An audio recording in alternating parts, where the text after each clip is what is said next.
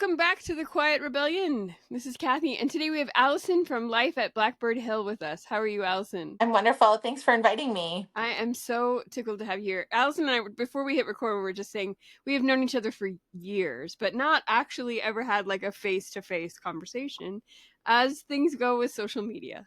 Like, I talk about so many people that I have never actually met face-to-face, right? Like, this is one of the good things about social media. And Absolutely. I was telling my husband before I came out here to record, I was like, and I'm going to be talking with my friend Allyson, and he's like, your friend? And I was like, yeah, I know, we've never met, but she's my friend. And that's how we are. It's been years. I mean, it's probably been like six or 7 years now. I would say, yeah, it's definitely before COVID. So yeah, Yeah. yeah. I mean, everything, right? Like our lives are all before or after COVID. It's Yep. just the way it is. Absolutely. Hi. Well, we're going to talk to you guys today about shopping and consumerism and consumption and kind of in our very own kind of what we consider to be healthier ways to do it. And this idea of this seasonal stuff, this seasonal bent, because Allyson has done some reels on Instagram about like we don't need to have a water mug, water cup, travel mug, or a coffee mug for every season, and we certainly don't need to be buying them new all the time, right? I mean, It's so much. it's so much. I was talking with another good friend of mine, Chris Bordessa from Attainable Sustainable, the other day. We were not recording; we were just chatting, and Mhm. about the idea that we just need to quit buying so much stuff. I used a swear word when I was talking with her, but I try not to swear on the recording because it's just like there's just so much. No one I know, even tangentially, needs another water bottle or mug. No, it's just excess all around with everything. With everything. All right. So we're gonna talk. Let's talk first. What do you think kind of fuels the pressure? Because there's obviously a pressure from somewhere. Not. It's not necessarily. I don't think it's internal. I definitely think it's external for something new for every season or holiday. What do you think fuels that besides marketing? Well, I was going to say, but I think a huge part of it is marketing. Yeah. And I'm sure that you've noticed that marketing is happening earlier and earlier Yes. for every season and every holiday. It seems like we barely get through spring and already the fall stuff is popping into the stores. So it's definitely, that's one piece of it. But I think there's also a lot of social pressure right now as well. In this day and age with social media and everybody feeling like this big need to share their lives. And we're shown these curated images constantly of these homes and giving us this idea of what our homes should look like. Right. Right. It makes people feel like if they're not achieving that exact look, that we're behind and that we're not keeping up. There's also the trends. I think everybody under the sun at this point has heard about a Ralph Lauren Christmas. These trends that are built and marketed, and you want to be the cool kid, so you try to keep up with these trends. And like you said, even things that are meant to reduce waste, like the cups are have become an issue. They're supposed to be something that we buy and last a really long time, but they've become disposable with new patterns and colors. And they have ones for all of the different seasons, but they also have ones for the holidays. I'm sure you've probably kind of followed a little bit along with this Starbucks bear cup I and had the no idea about it, honestly, but then because I don't like Starbucks coffee. It has not. I mean, there's a lot about the company themselves I don't like, but I actually just don't like the coffee. So right. I've never been a fan of them. But I did see some reels on.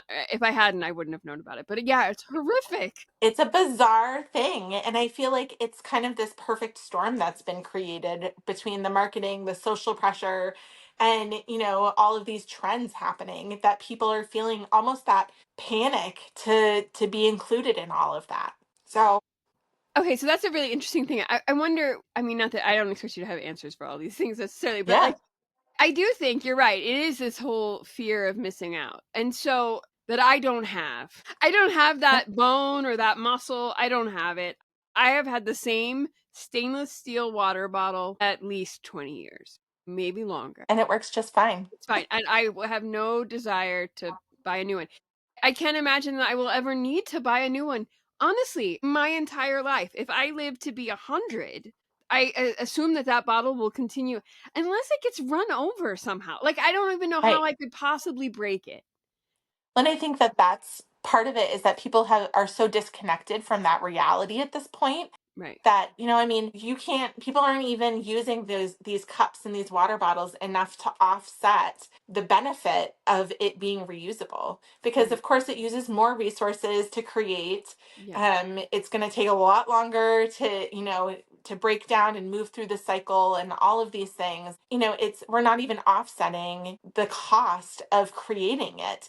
And so in this really like warped, twisted way, plastic bottles that are disposable might actually end up being better for the planet than a bottle that's been made but has is just sitting on a shelf, or donated and then in turn thrown away Right. because they can't sell it because there's so many in the system. So it's a really big issue. I Right. mean, plain and simple, it's just a really big issue. I'm hoping that people will start to catch on with it. And you're right. And I do think, okay, so definitely marketing and social media and what you said about like we're seeing people's homes. And so I think certainly before social media existed, there definitely magazines had this kind of trends, and they encouraged people to kind of marketing and all of that, and television in and of itself. But I think it's worse because of social media. This is one of those things about social media that's not so great, because I think it makes people think that this is normal, right? I think it I think it's that, and then also we have this opportunity to interact with people, whereas, a magazine was just a much slower way of marketing things, because Right. you'd get your country living magazine in the mail, and Right. my mom would flip through it and she would enjoy it, but then she would close it and it would be done. It wasn't something that she was seeing constantly Right. like we are on social media. She Right. wasn't able to interact with the creators of these curated spaces. And she certainly wasn't able to go, hey, where did you buy that Christmas tree? Where we have a totally different way currently. We are able to interact. We're able to get links sent to us really quickly so that we can use their affiliate links. Right. We're constantly being sold something and constantly being told that we're not keeping up with it. Right. So it's just, yes, there's always been marketing, but Yes. never to this level where it's instant. Right. And I think, do you think, I think, because I'm older than you, obviously, and but I think that social media, I think when people used to look at magazines, because of the glossy nature of magazines, a lot of people would know, well, that's not real, right? Like that is made just for the magazine, or that is just for the TV show. It's a Right. photo shoot. Right. We know that that's not real. Whereas social media blurs that line a lot of the time. And sometimes even myself, and I think I'm very savvy, very cautious about marketing. I'll be watching something and I'll think, oh, that looks great. And then I'll be like, why? Why do you think that looks great? And then, you just have to realize you have to really question. And social Abs- media, the constant scroll nature of it means that we don't stop often to question, I think. Yeah. Absolutely. And we have such short attention spans these days because we're so used to things going so quickly that we just keep going. So, absolutely. And how do you think, I mean, I hate to say I am anti overconsumption, right? We all have Mhm. to shop and we all sometimes need to buy things and we sometimes want to buy gifts for people. There's nothing wrong with that. We're not saying that. Right. So I want to be clear about that. Like, I am not saying that we should all just like completely live off the land and never buy anything that we like or want. I love to buy books, right? I love to buy books and I'm never going to stop, but I don't buy a lot of other things. Like I don't buy water bottles unnecessarily. And so I think we have to examine that the difference between things that are good and shopping just to shop. Right. Well, and I don't, for me, anti consumerism isn't about rejecting joy or beauty. It's about really choosing intention over impulse, and taking that moment to really, stop and consider the impact of that item that I'm purchasing, what space it's going to take up in my life, whether physical or financial, and Right. then making an informed decision about it. The meaning of the season isn't, buying things. We're not buying for, it's not tied to the season. Right. We as consumers have begun to do that to ourselves. Do I actually want this item in my life? Or is it the marketing talking? And I think that's a really important thing to just kind of stop and consider when you're moving toward this less consumeristic idea. Right. Have you read the book Your Money or Your Life by any chance? I haven't. It's a great book. It's an older book. I think they've probably updated it over the years. I mean, I'll have to. I think it was originally written in like the 80s, like the 1980s. So it's an older book, but I read it in my very beginning. So I would have been graduated college. So I read it in like 1996, right when I graduated college. They talk a lot about in that book about like, okay, so everything takes money and money takes work. And so when you buy something, is it worth the effort for that? It's giving away a piece of your life. Right. So is it really worth it? And yes, we work to have things that we want to enjoy as well as the necessities of life, right? I mean, we have to pay rent or mortgage or, whatever. But we also want to have some pleasurable things. But I think there's a fine line, yeah, between having pleasurable things and then just shopping as a hobby or Right. to keep up with trends. I can't obviously answer for anyone else, but I just don't feel like a lot of times that it really brings joy. And I know because I see people who are like decluttering, and I watched a reel that I came across, it's not someone I follow, who was decluttering, and she had all these garbage bags in front of her, and she was just like, how much money? I How actually much just saw money? that video. It's like three big black trash bags. Yeah. And she says, thinking about how this all used to be money. Yeah. And it's true. I mean, for me, the act of moving more toward an anti consumerist side is that I'm opting out for Yeah. something that doesn't align with my values or my finances. Want to spend time with my family. And that's the most important thing to me. Why would I choose for me or my husband to be away from our family more than we already are, Right. just so that we can have another trinket to sit on our shelf? And I'm not perfect by any means, No, no. I'm not either. but I'm not either. No, no.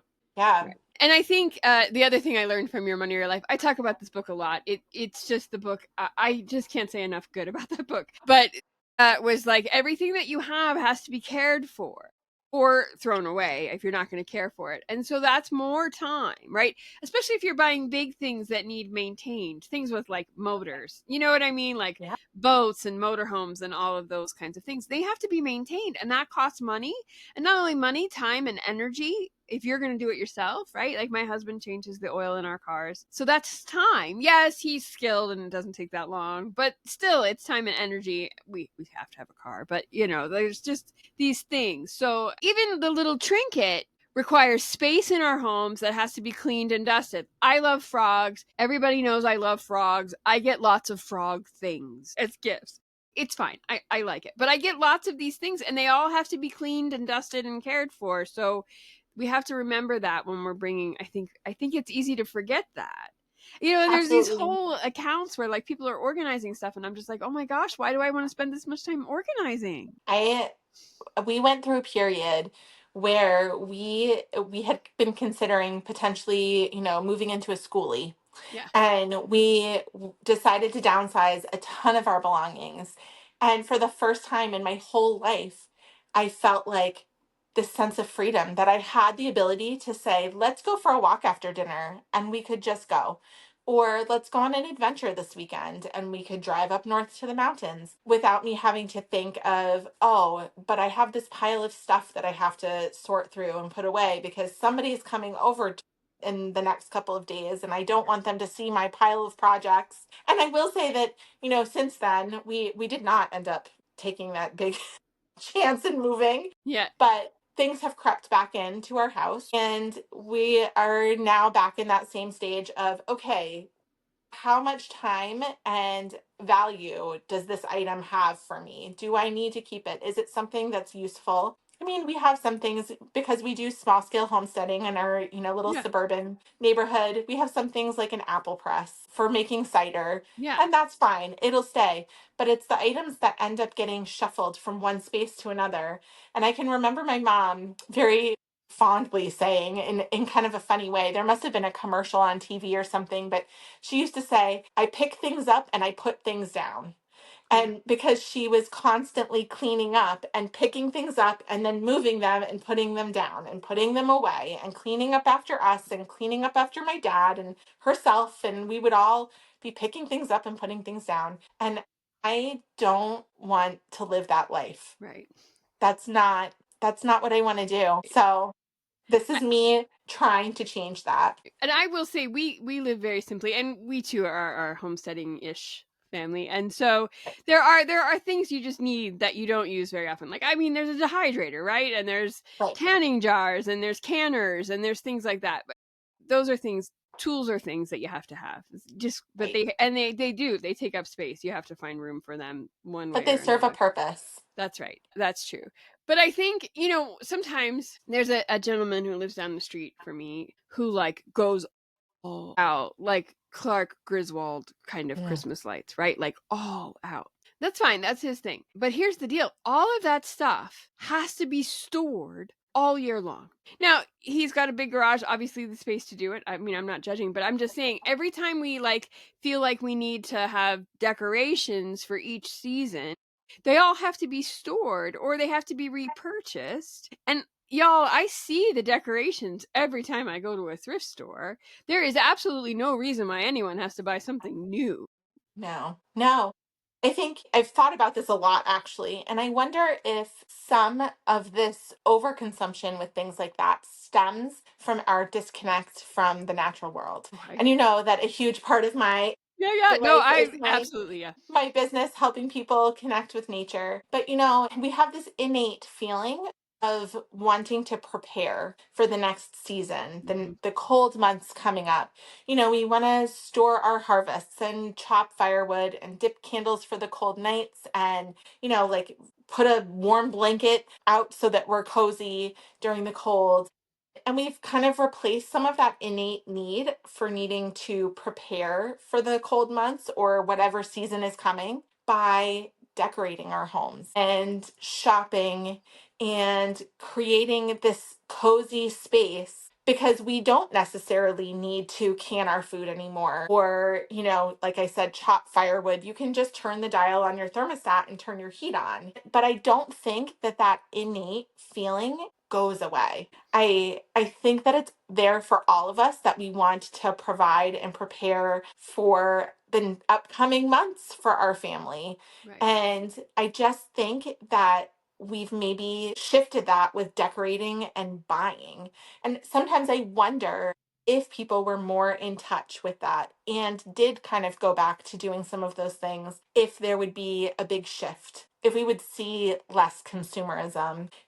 My house looks the same year after year, but I also think, familiarity is comforting. I decorate with the same things every year. Sometimes I might add something new.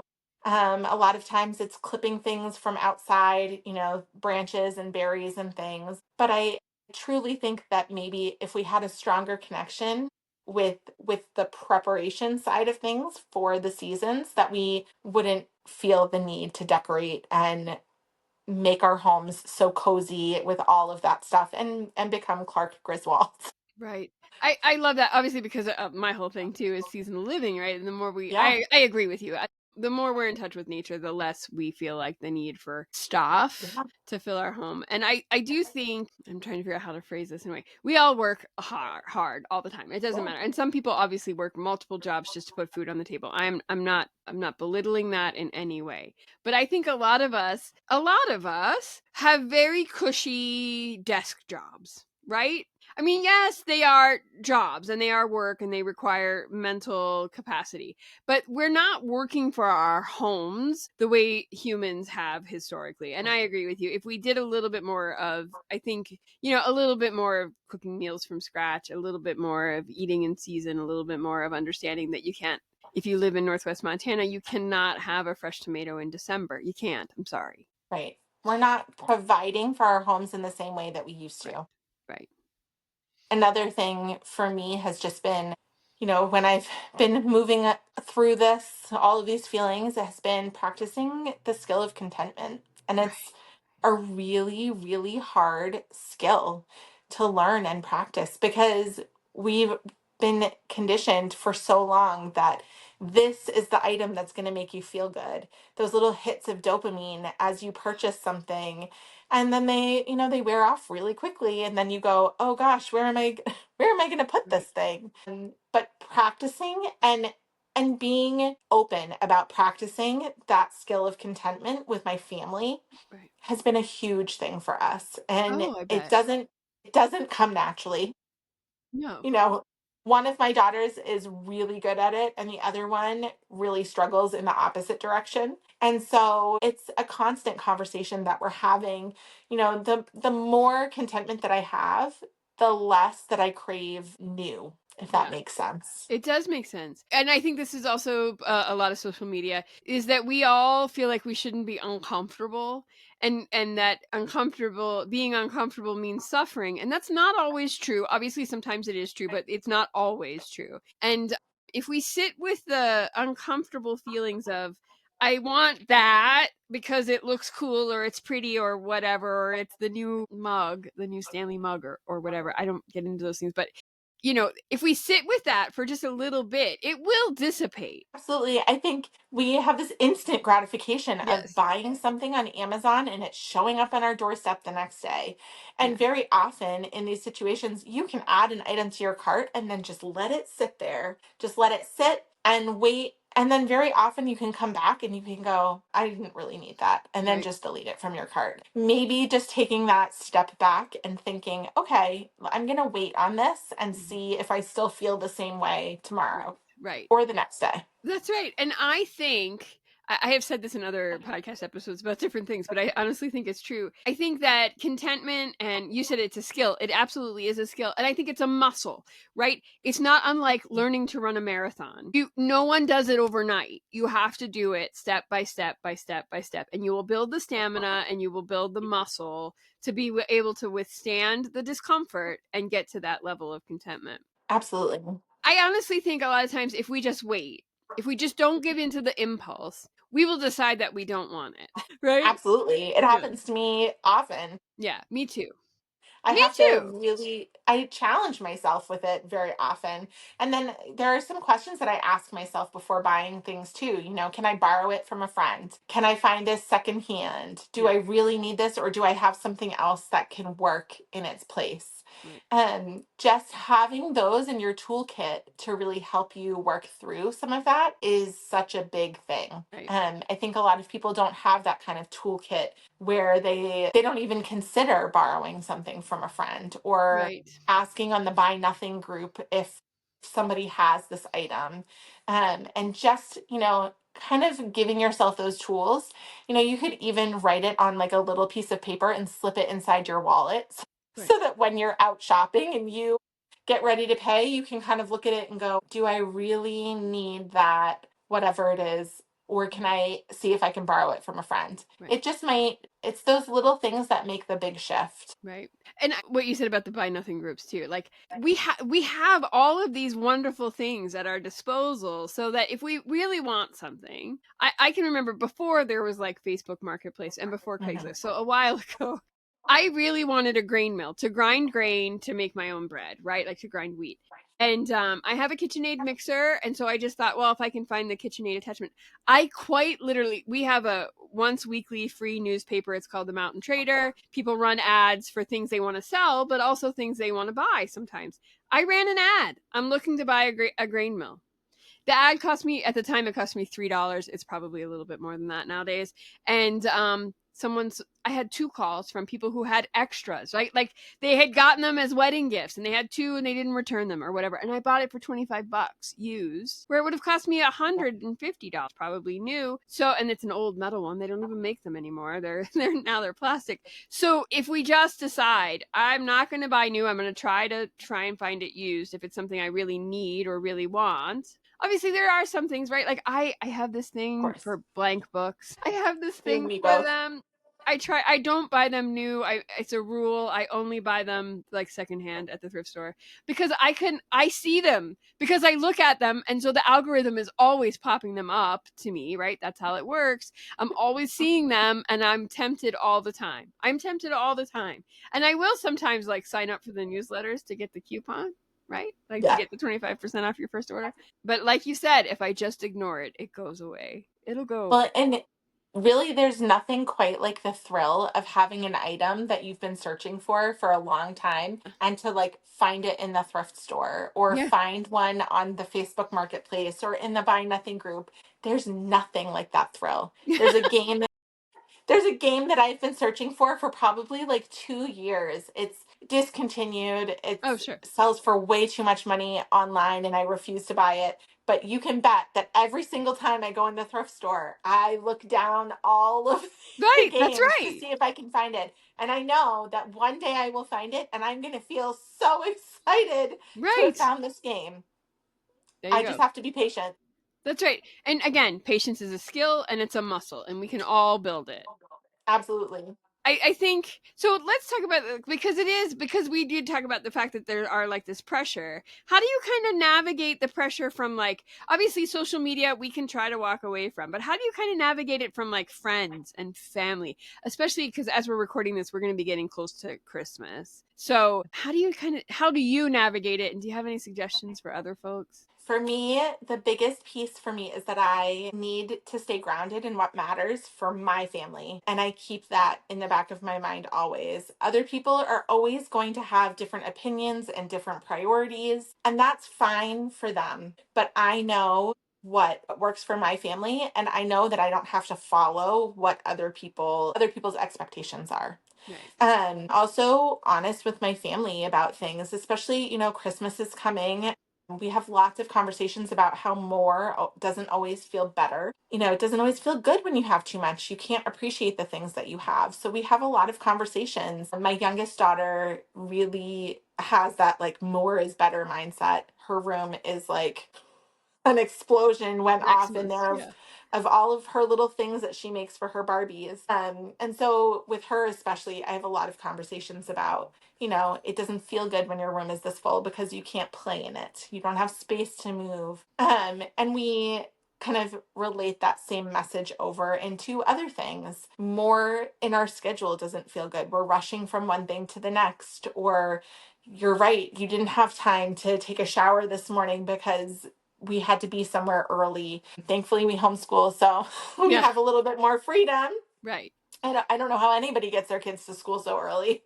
We would be late every Really. day. Yeah. Um, but I want one of my goals is that I really want my family to appreciate what we have, and I think that the easiest way for me to get there is by doing less, having less, and I'm by no means minimalist, but I think that in these cases, it's easy to go overboard. It's easy for friends to go overboard and family to go overboard. And we're just really trying to rein that in. And not everybody's going to understand what we're doing, but that's okay because I'm not doing it for them. I'm doing it for us. Right. And it's just kind of having a little bit of that disconnect for me that I don't care. I don't care what other people I think hear about you. it because I know that this is what's best for my family. Right. So that's a really, I have never cared. And so and I think to some extent my father raised me that way, to just walk to the beat of my own drummer, and it didn't matter. Did that make for some uncomfortable times? Absolutely.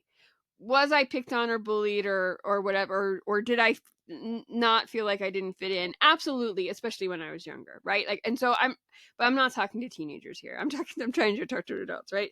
I mean, you have to find that ability, but I don't. Do you think you can learn it later in life? Like this idea that you don't care. Do you think you can? I actually think that I'm getting much better at Are it you okay? because I think in my younger life I really cared. I really Mhm. cared about what other people think.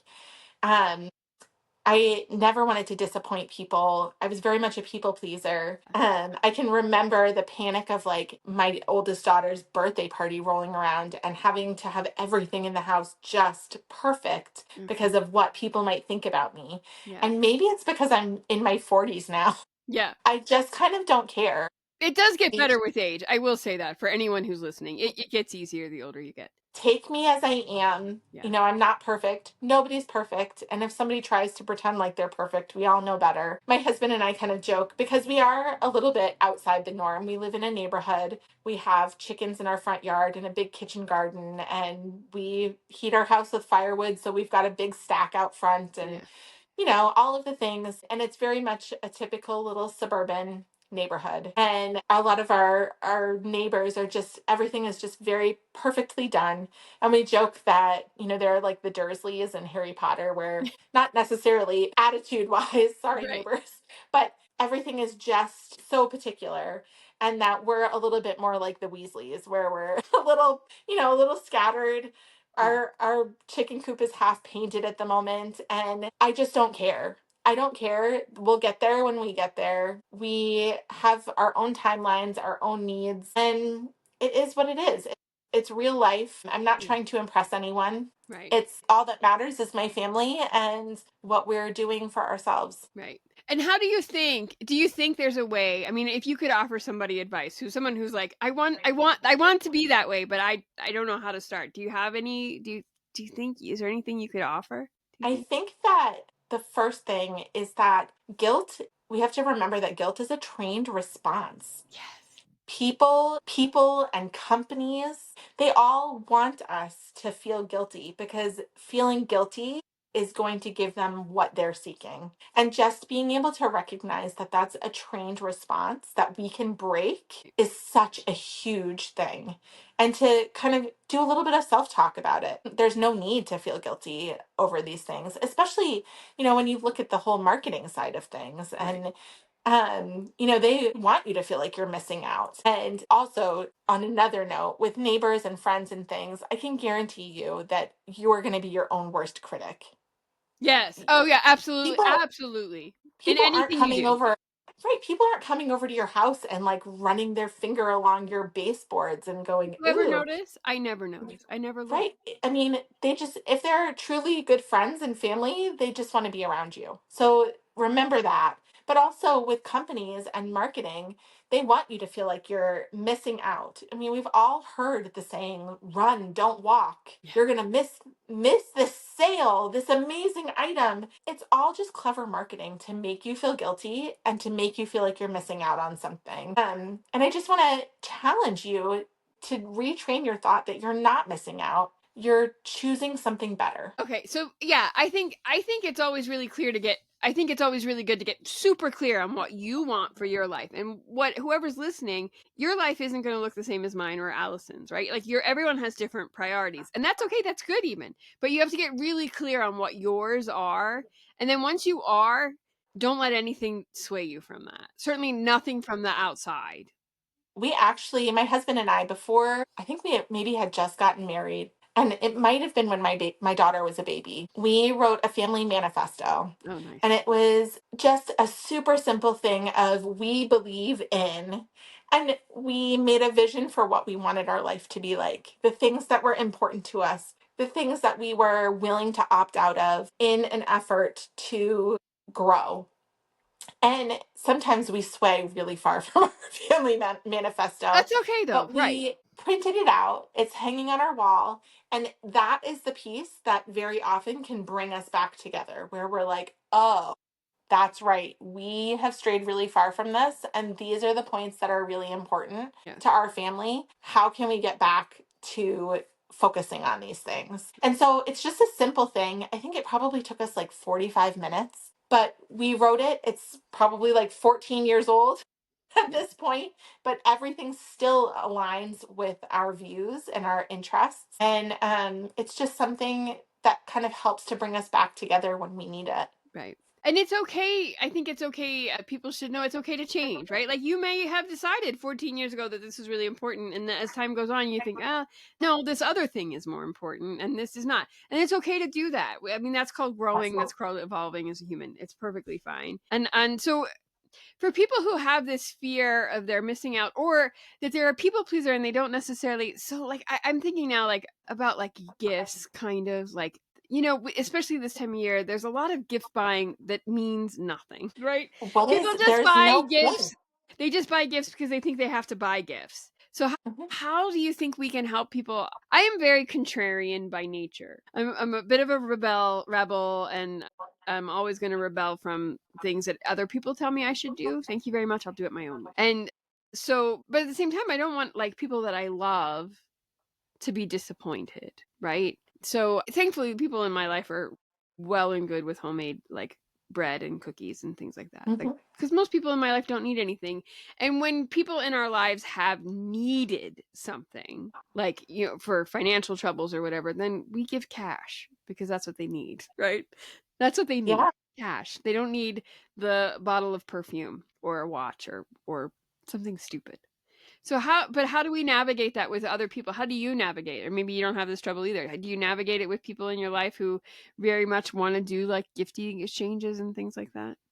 I think for the most part, we've kind of trained Yeah, a you have lot to of our train people. That's true. Yeah. train people into what it is that we're hoping for. So, for instance, my sister, she has three daughters, and for years it's always been, just a lot of stuff. And of course there's thought put behind all of it, but it's still a lot of stuff. And my sister and I a couple years ago looked at each other and we were like, are you okay if we don't get gifts for each other? We'll do kids, like one gift for each kid, but are you okay if we don't do gifts and instead we do something together? And so that's what we're doing. After the day after Thanksgiving, her and I go out to this wonderful little cottage restaurant called Pickety Place up here in New Hampshire. And we have this like 5 course lunch. It's amazing. It's most amazing food with herbs and all kinds of things. And then we go to a couple of craft shows Nice. and we enjoy walking around them, not necessarily to buy anything, but to see what other people are making, to maybe support some small artists and Right. that kind of stuff. But it's not about a gift for us anymore. It's about spending time together. Right. Um, it's just things have shifted. And, for my friends, I have one really, really good friend, and we exchange gifts with each other because we really love each other. But for everyone else, I host a party at our house, and that's one of our traditions. It's just a bunch of women that come over, all of my friends, and in the past we've done some gift exchanges where, you swap and Oh, all of like the that. white elephant kind of thing. Yeah, yeah. Yeah. This year I was like, I feel like I'm so over stuff that I Yeah. was like, and plus, with the economy, everybody's struggling. I didn't want anyone to feel like they had to buy something to be able to come. So we are having a craft night.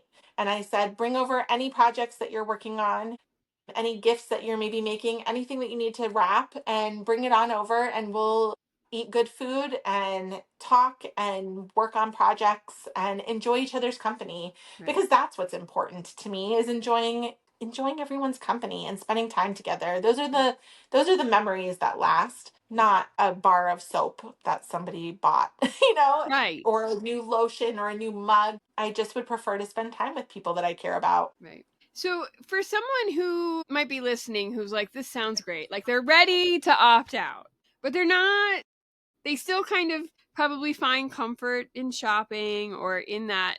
I think it's a routine. I think shopping is a routine that we find comfort in, right? Like we've worked Yeah, all week. This is how, and I'm going to say, because I know that you and I both like thrift shopping. Thrift yeah, shopping can be just as dangerous in terms of buying stuff we don't need that isn't good for the planet. So, like, I don't want anyone to think that I'm only talking about, home goods, which is the only name of a store that could pop into my head. And I've actually that's never okay. even been in one. But like we don't, just because we're buying secondhand doesn't necessarily mean that that shopping is good, Right. right? Because it's still stuff that we have to like deal with in our homes, and often that means something else has to get thrown away or redonated and hopefully sold. So for someone who finds comfort in shopping but wants to try to like move away, do you have any kind of advice for them? I would say maybe dialing in and noticing what is bringing comfort. Is it the browsing? Is it the novelty? Is it the sense of marking a new season?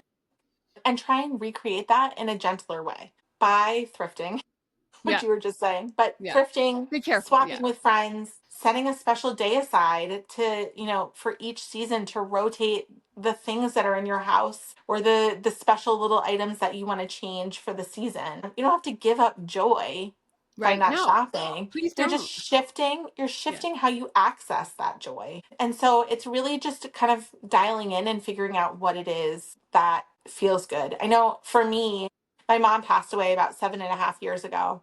And at first, shopping felt a little bit nostalgic because I used to go out with my mom and we would browse the things and we wouldn't necessarily buy anything, but it felt nostalgic to me. And I wanted to be like my mom. My mom always decorated for the holidays, never anything overly crazy, but Right. she always did little touches that me and my sister noticed. A candle holder that she would decorate the base of it, or a little vase with hyacinths on the kitchen windowsill, or throwing a warm quilt over the back of the couch. They were all little things that added up and felt very nostalgic to me. And so at first, I felt like for these seasons that I needed to go out and collect these things so that I could be like my mom and change things. But then there was this reality that kind of hit me where my mom wasn't going out and buying these things. She was pulling a little box out of her closet and taking some things out and changing the candle holder. And I still have the little ladybug, it's like this big, that she used to put on moss around the candle holder. And so over the years, I've kind of created my own little rituals in the same way that my mom did. In some ways, I feel like it connects me to her, but I've also realized that, it was never about the consumerism. It's about creating those little tiny rituals that end up meaning something to your family. And we don't need to have new stuff or more stuff. It's just those little tiny shifts that make a big difference. Right. I agree. And I think living seasonally helps a lot with Mhm. those kinds of rituals too, right? Because if we are truly living closer to the earth and closer to the natural seasons, it's darker in winter. Maybe we read by candlelight more than we would in the summer when we're maybe outside. I live really far north. So like daylight is really long in the summer and really short now, right? So like I really notice those, especially those shifts, and how my life is a ritual around it. And when I do that, I don't feel the need to put fill fill it with stuff, right? I don't feel the Right. need to fill it with stuff. And I will say, when you're saying about nostalgia, one of the things, my husband and I do love to go yard sailing together on a Mhm. weekend in the summer, right? And sometimes we get a little fancy coffee, and then and do it not every time, but sometimes, and then we hit the yard sales, and we very much like that. We do now though just go and not buy. We just look, and if there's nothing that really speaks to us, then we don't buy something. I always kind of I'm going to be honest. I always feel bad when I go to a yard sale and don't even spend like a quarter. But sometimes there really is like nothing that I want. We don't have children. We certainly don't have babies. If I happen to pull up at a yard sale and it's all baby clothes, there's nothing I need. Right. We do this.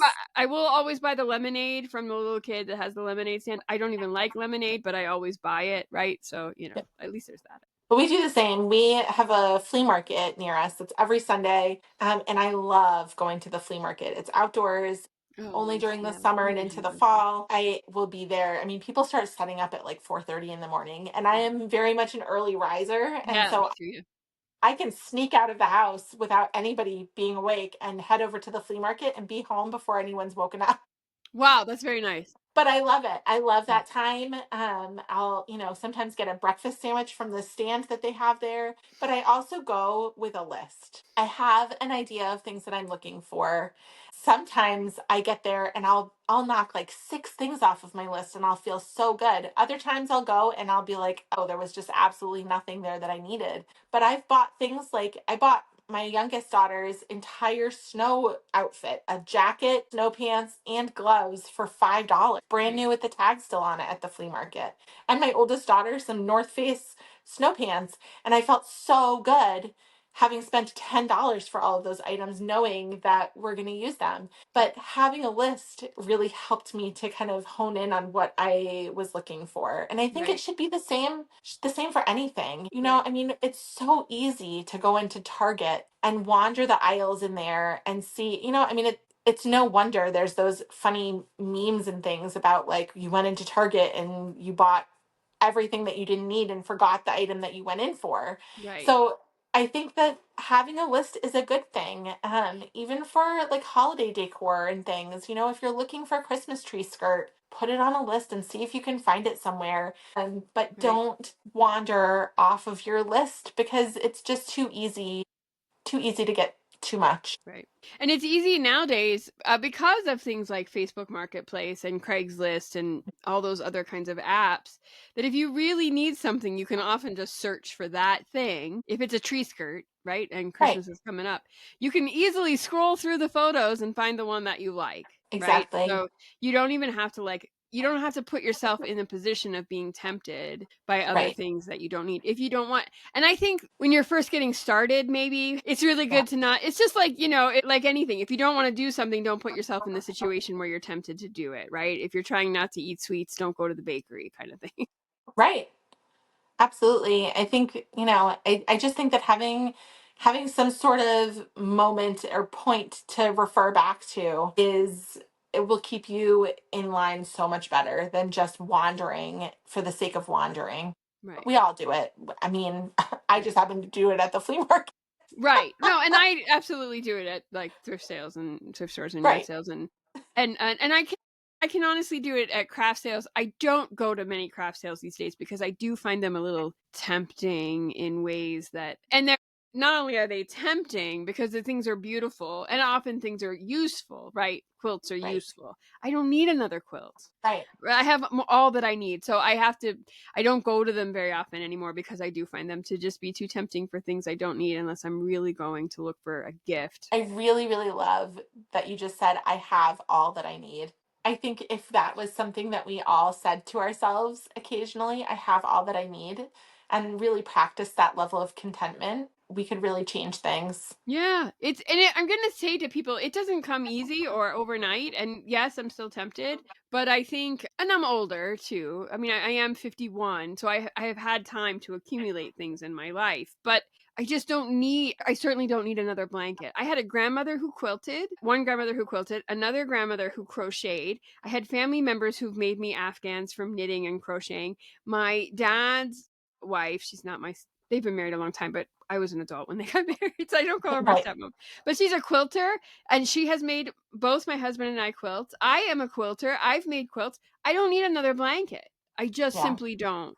But when I go to a thrift sale, if I see a quilt top for like $2, I will buy it, and then I cut it up and use it to make tote bags or something else out of because I don't need another quilt. Good. I need you to teach me how to do that because I have a quilt top that I bought at the flea market.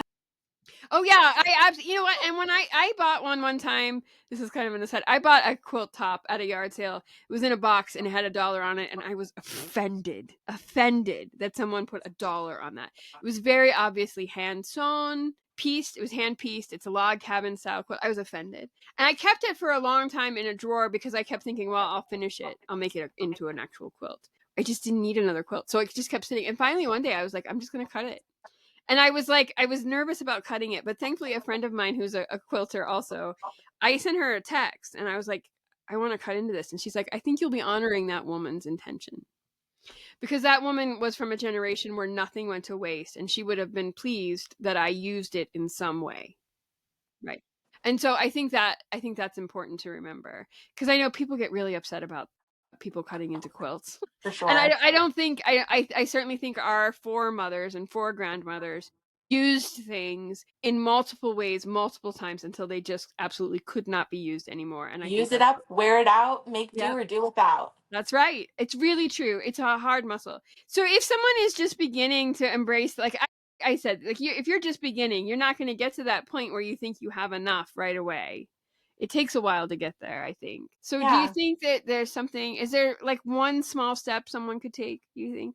Like if someone's listening to this, what could they do right when they're done to try and help them on the path? I think that we just start making some adjustments to our mindset. If you're enjoying shopping and browsing, instead of shopping, skip it and go for a seasonal walk outside. Practice saying no.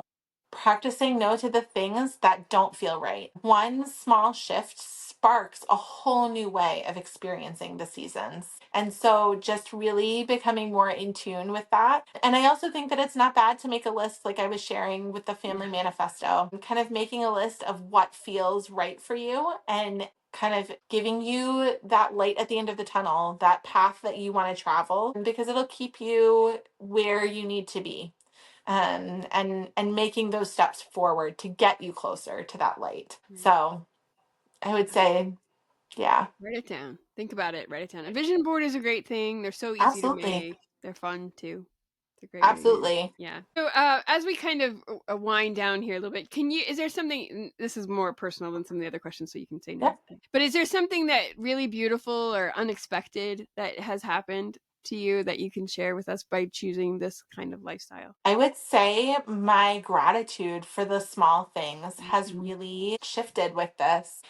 It's noticing and appreciating all of the little things. The smell of the pine when we cut boughs to make wreaths or swags. It's the frost on the windows that make beautiful designs. The joy of making something by hand and sharing it with other people. Stepping away from the pressure has really made the seasons feel more meaningful to me, not less. And so I would just say practicing and learning gratitude has been such a huge change for me. Yeah, that's beautiful because I honestly feel that way, and I say this a lot. I have everything I need. I am so blessed in this life. Yes, I've worked hard for things, but I'm also really blessed in that it is an attitude of like I don't feel like I need anything else. I honestly wake up and think I have the most amazing life. Right. And I know like some of those people who have like, who do the like fashion hauls or whatever on Instagram would probably look at my life and not think so.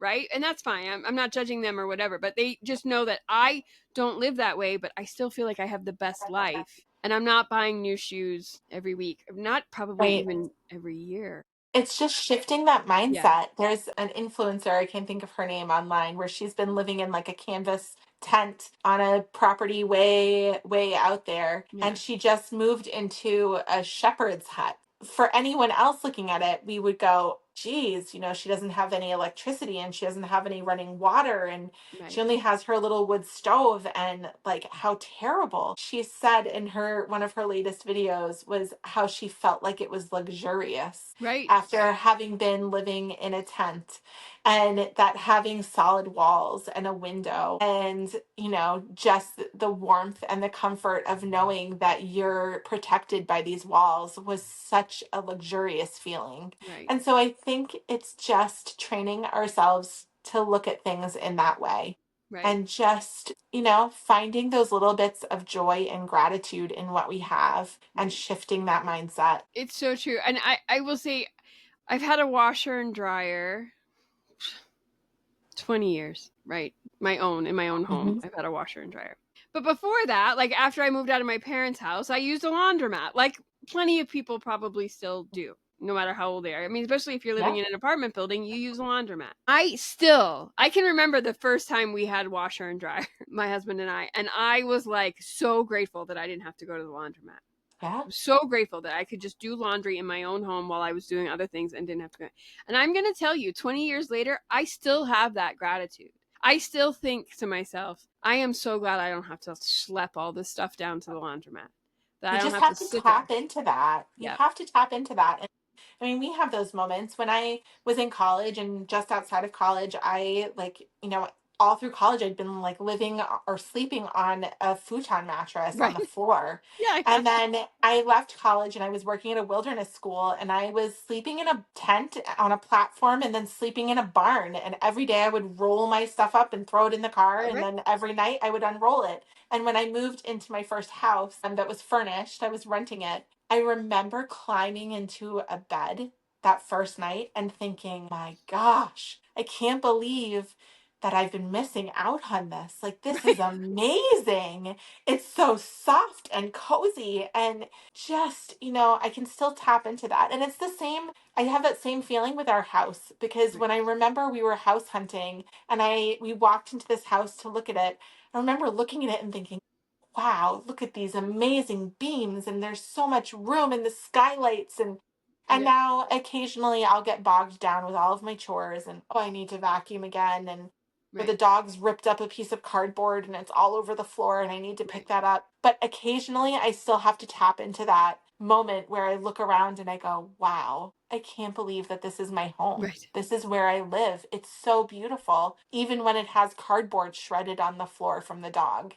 Right. And just being able to kind of stand back and find that gratitude, just, I think it can do wonders. I agree with you. And I think because it's so easy, especially now, there's just so much late stage capitalism, the way the world is on fire. Like, I don't need to tell anybody. We all know Right. everything that's going on. It's really easy to feel overwhelmed. And that feeling of overwhelm can sometimes, because we get that little dopamine hit from shopping, from scrolling, so it helps ease that feeling, but it's really temporary. And so I get it. Like, I understand what we're all seeking, but I think if we can, like you said, go for a nature walk, something a Right. little more sustainable, and just try to a little gratitude. You're right. It goes a long way. Just finding contentment. That is just so wise. Allyson, that's so wise. Thank you. So wise. Great. All right. Well, thank you. Well, tell everybody where they can find you online, please. So you can find me on Instagram, where I show more of my slow living and anti-consumerist stuff. I'm Life at Blackbird Hill. But I also have a business, Tanglewood Hollow, where it's what you can see here in the background if you're watching the video, where we work to help families connect with the nature and the seasons and really building a strong relationship. So you can find me online on Instagram or Facebook. Yeah.